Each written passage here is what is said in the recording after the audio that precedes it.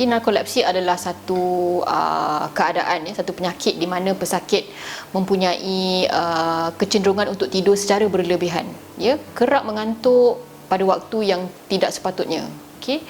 Jadi narkolepsi ini terdapat banyak simptom-simptomnya. Antara simptom pesakit yang mempunyai masalah narkolepsi ini ialah mereka, yang pertama, sleepiness, mereka akan sangat mengantuk.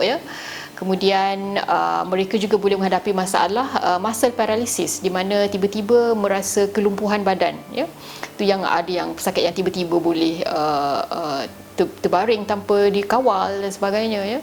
Dan juga mereka juga boleh ada halusinasi. Mereka boleh melihat perkara yang tidak sepatutnya ada, tapi mereka nampak seperti ada, halusinasi. Jadi namun begitu, tidak semua pesakit menunjukkan kesemua simptom-simptom.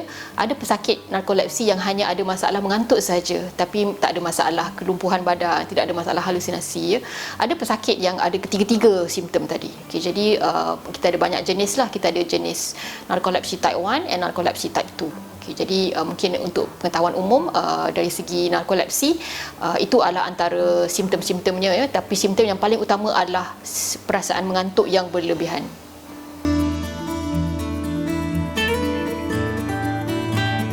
Jadi kajian menunjukkan penyakit narkolepsi ini berpunca daripada masalah hormon hypocretin ataupun orexin yang berkurangan di bahagian otak, di bahagian hypothalamus. Jadi hormon orexin ataupun hormon orexin ini ataupun hypocretin ini berfungsi untuk regulatekan tidur, untuk mengawal proses tidur itu. Jadi sekiranya hormon ini berkurangan, jadi tidur itu tidak dapat dikawal, itu yang pesakit menghadapi masalah tidur yang berlebihan, mengantuk yang berlebihan. Jadi itu antara puncanya. Jadi kita masih belum jelas lagi adakah puncanya jangkitan kuman, tetapi beberapa kajian menunjukkan kemungkinan ada kaitan dengan autoimmune disease. Maksudnya mungkin berlaku masalah immunity di situ, di mana hormon itu termusnah disebabkan oleh sel-sel badan sendiri dan sebagainya, tapi masih belum jelas lagi. Setakat ini kita masih belum begitu pasti kenapa penyakit itu boleh berlaku, tetapi yang kita jelas puncanya adalah berlaku kekurangan hormon hypocretin dan orexin tadi.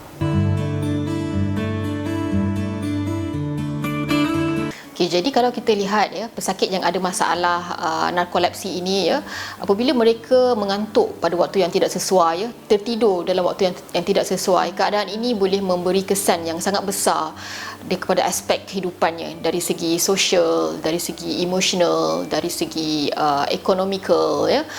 Jadi ada beberapa pesakit yang produktiviti kerjanya terjejas, dan hubungannya dengan ahli keluarganya ada masalah, kerana beliau kerap didapati tertidur pada waktu yang tidak sepatutnya. Saya pernah berjumpa dengan pesakit yang bertugas sebagai jurutera. Jadi ketika dia perlu menunjukkan skillnya, ketika itu dia menghadapi masalah mengantuk yang sangat teruk, jadi ini menjejaskan reputasinya. Dan juga ada juga mungkin seorang ustaz yang ketika berceramah tiba-tiba tertidur ketika sedang ceramah. Jadi perkara itu memberi kesan yang sangat besar untuk kehidupan seseorang dari segi reputation dia sebagai seorang ustaz, kan. Macam mana ustaz boleh tertidur masa tengah berceramah? So memberi kesan yang sangat membimbangkan kepada diri sendiri dan juga kepada ahli keluarga dan masyarakatnya. Jadi kalau kita lihat banyak kesan-kesan yang bahaya juga sebenarnya, kerana ketika pesakit tengah driving, tiba-tiba tertidur dan tiba-tiba masalah kelumpuhan berlaku, jadi susah nak tekan brake dan sebagainya, boleh menghadapi kemalangan jalan raya. Jadi kesannya itu memberi impact yang sangat hebat, mungkin boleh mengancam nyawa sekalipun, sekiranya pesakit adalah pemandu bas misalnya, ketika sedang membawa beberapa ramai penumpang di belakang, tiba-tiba tertidur dalam keadaan yang tak sangka. Jadi ini boleh membawa maut kepada diri sendiri dan juga kepada beberapa dan berpuluh-puluh penumpang yang dibawa bersama. Jadi memang sangat bahaya sebenarnya penyakit narkolepsi ini jika tidak dirawat dengan baik.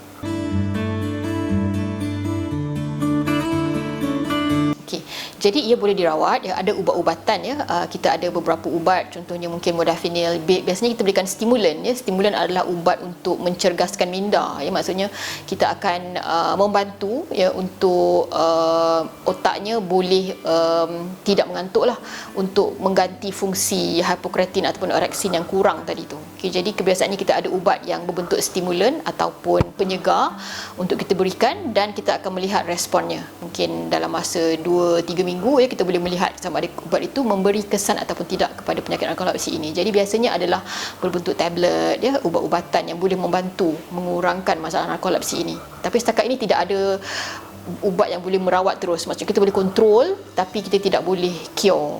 We can control the disease but we cannot cure, sebab perkara itu masih berlaku di dalam otaknya. Jadi kita hanya boleh berikan ubat untuk mengawal.